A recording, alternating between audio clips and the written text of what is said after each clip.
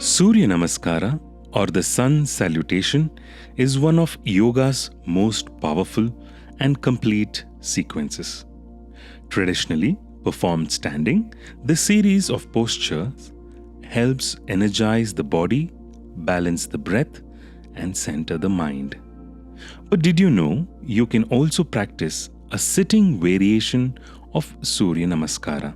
This modified form is ideal for those who spend long hours seated, have limited mobility, or are looking for a gentle yet effective stretch routine that can be done right at their desk or on a chair. Just maintain Namaskar Mudra, palms together, keep in front of your chest, back is straight. Inhale, hands up, look up, arch your back. Exhale, bend forward. Relax your neck and shoulders, palms next to your feet. Inhale, come up, hug your right knee. Exhale, bend forward. Just try to touch your knee. Exhale, relax your knee. Inhale, hands up. Exhale, bend forward. Relax your neck and shoulder.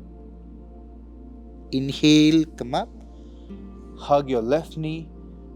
Just look up, arch your back. Exhale, look down, forehead to the knee. Exhale, relax.